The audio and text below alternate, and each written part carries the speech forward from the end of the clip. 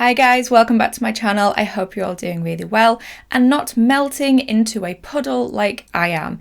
We are currently in the middle of a heatwave here in the UK, although I've recently discovered that our heatwave is technically just standard temperature for certain people around the world, but without aircon or fans or anything to cool me, being stuck in a small room with light shining on me is not helping. So I was trying to decide what to do for an episode for you guys this week, and I realised that I've not done an original versus a remake episode for a while. So with that in mind, today we are talking about The Blob, released in 1958, and its remake, The Blob, released 30 years later in 1988. So I'm going to talk through the original first and then the remake, and that's where I will make any comparisons between the two.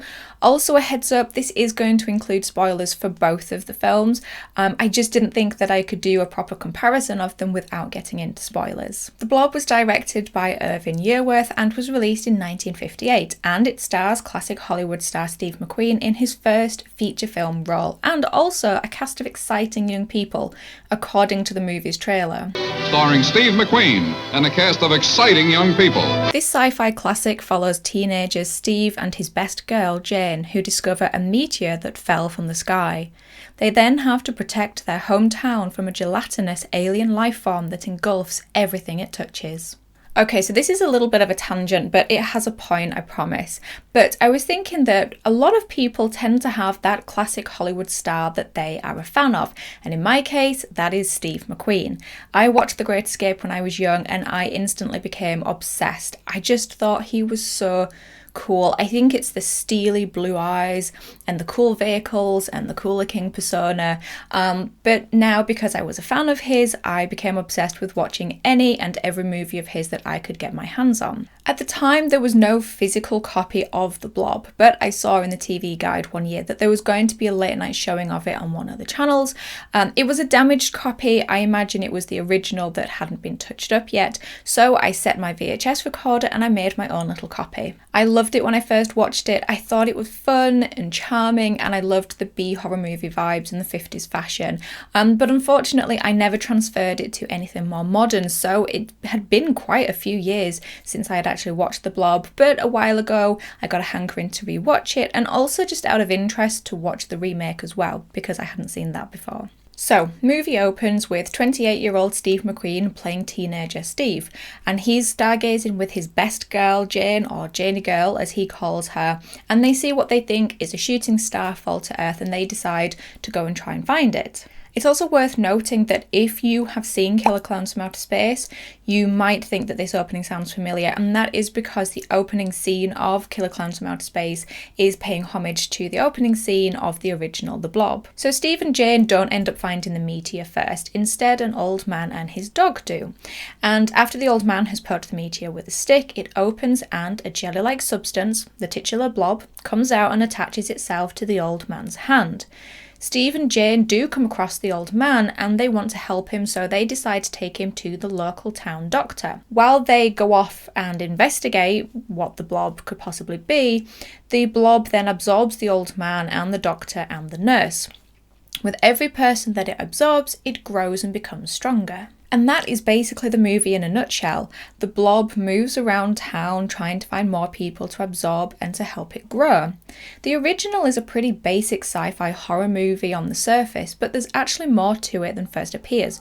For one thing, it is really unintentionally funny. The movie made me laugh out loud quite a few times. You've got this quaint small town dialogue where teenagers or young people are called you kids and old people are called old timers, and there were a bunch of random scenes throughout the first two acts of the movie. Like one where there's this little boy who wants to leave the house with his sister, and to encourage him to stay, his little sister says, if you stay here, I might bring a dog back for you. And the boy's asking what it's called, and she says, well, you can call it whatever you want to. And he says, I'm going to call it William. And then he proceeds to go upstairs back to bed, only to stop at the top of the stairs and whine and complain that he doesn't like William. It's like, we'll name him something else then. Can I name him William? Oh, that's a fine name, Danny. Now, you better run on up to bed.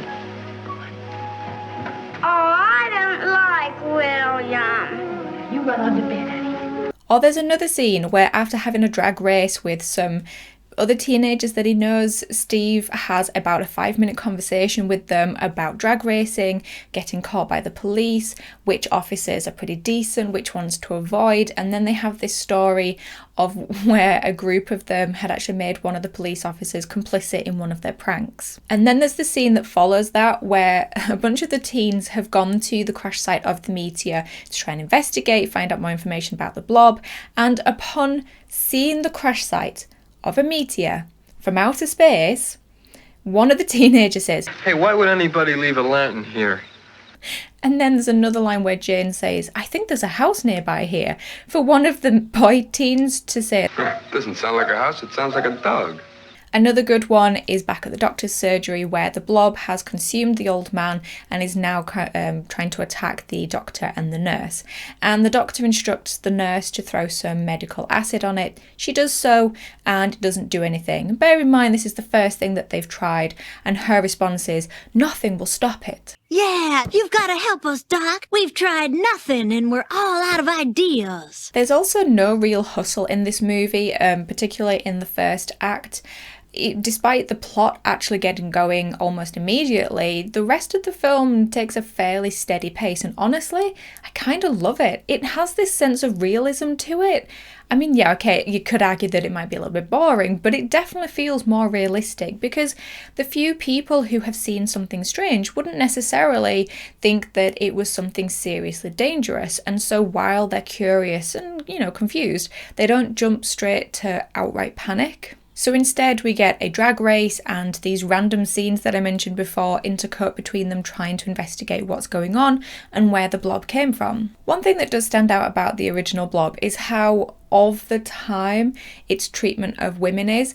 I mean, there's nothing particularly bad, it's just there's very much a vibe of hysterical women, will you pull yourselves together? There's quite a lot of scenes where if any woman shows any minute sign of fear or distress, they're grabbed and shaken by the shoulders and talked over with lines such as, "Nurse, please, now stop that, stay calm, do as I say." You have the usual trope of the adults and the police force refusing to believe what the kids and the teens are saying that they saw. This of course happens to keep our leads and our protagonists alone and vulnerable, so it's up to our hero Steve to save the day. And save the day he does, with the help of the townspeople by the end, when they're no longer able to deny the existence of the blob. I mean, to be fair, it's hard to keep up the argument that the teens are trying to pull a fast one when you've seen a pile of strawberry jam rolling down the road. And what defeats the blob in the end? The cold. For some reason, the blob doesn't like the cold, so they zap it with fire extinguishers and they haul its ass up to the Arctic. The end, ? What I noticed about the Blob, especially watching them back to back, is how it's a perfect example of a horror movie reflecting the contemporary fears of humans.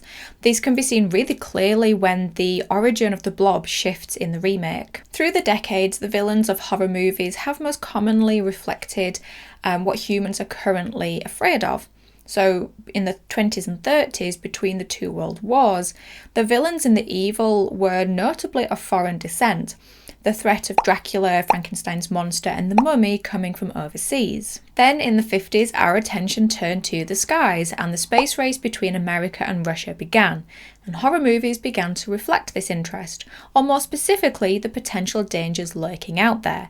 And we can see this in movies such as The Thing from Another World, and today's topic, The Blob. In the 60s and 70s, serial killers became a regular occurrence and threat, and with the backdrop of the Vietnam War, these were very violent decades, especially for America, and horror movies began to reflect this threat and violence by showing that the evil was more home-based or just us in general, and this can be seen in movies like Psycho, Texas Chainsaw Massacre, Last House on the Left. The 80s is an interesting decade because we see a surge in slashers, but we also have zombie, ghosts and demon horror movies. We also see a large number of remakes of classic horror like The Thing, The Fly and The Blob. But for the 80s, the threat and the evil is slightly adapted for the modern time. As in the 80s, it's now influenced by the Cold War, by biomedical warfare and by diseases. The fear of biomedical warfare and diseases would carry on through the 90s and the 2000s as we saw a high rise in virus zombie movies. So to link all that back to The Blob, the original Blob is a movie of the 50s, and its antagonist clearly reflects this, as it is a creature from outer space. The other thing that I found interesting in The Blob was the adult versus teen aspect to it. Yes, we've seen this done many times, and in those stories the reason for it is to keep the characters isolated. But in the case of The Blob, the teens are not believed, specifically because they are teens. So while the term teenager was technically used before the Second World War, it didn't really become common and well known until the 1950s, where they were categorizing what a teenager was and how they would behave. And it's this idea of the new teenager clashing with adults that they play on in The Blob. So one last point I want to make on the original before we move on to the remake is a line from Steve McQueen's character. Steve, due to none of the adults in town willing to believe him, he begins to doubt himself. He begins to think perhaps he didn't actually see what he thought he saw. But with the persuasive help of his best girl Jane, he decides that he's going to try and save the town anyway. But he asks the question, how do you save people from something they don't believe in?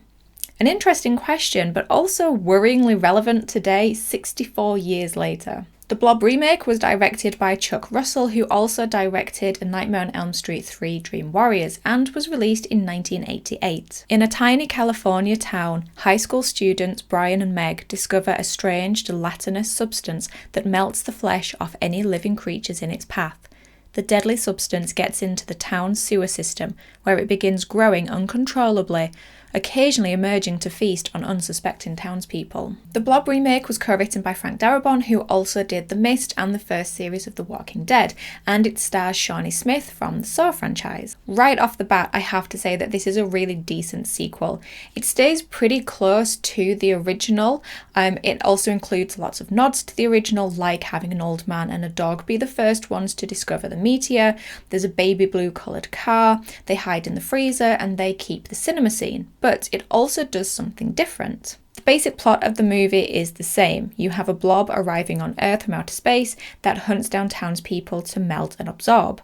And you have two teenagers who discover the blob and adults who refuse to believe that the teens saw what they saw. But this time the movie takes a lot longer, introducing us to the town and the people that live there before it actually gets going in the blob plot.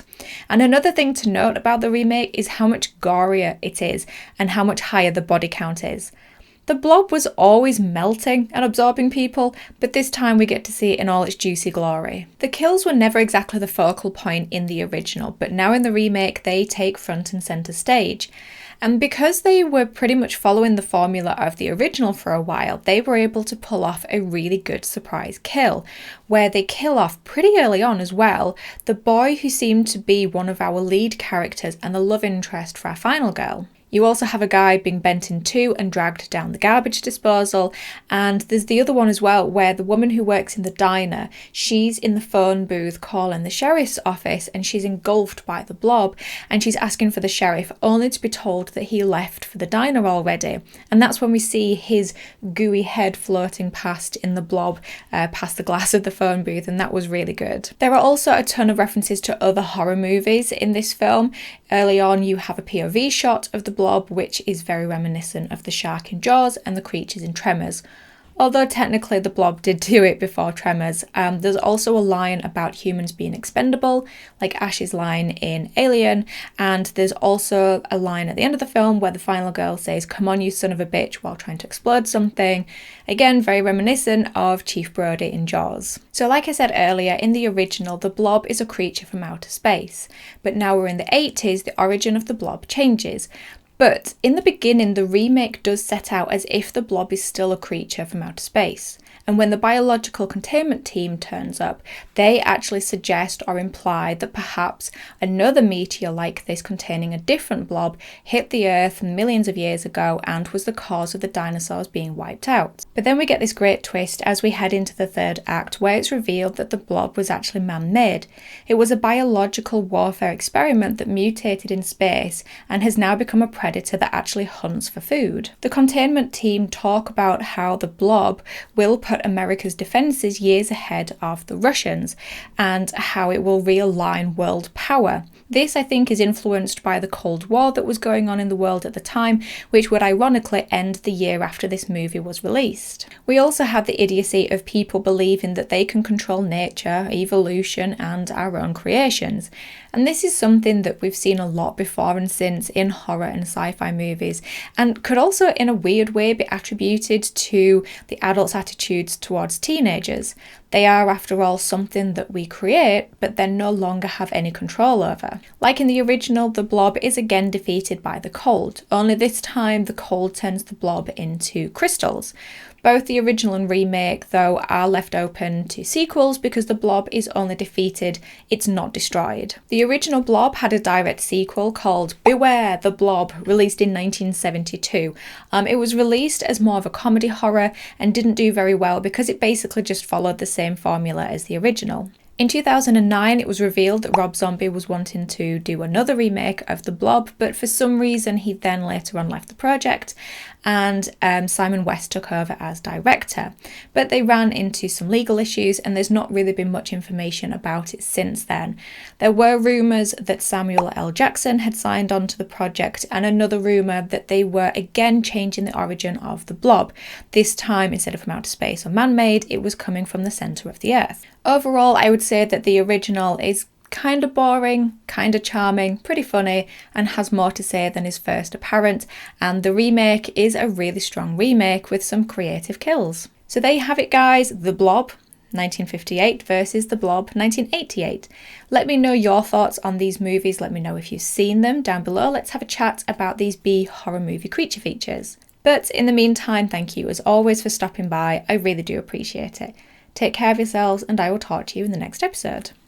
Bye, guys.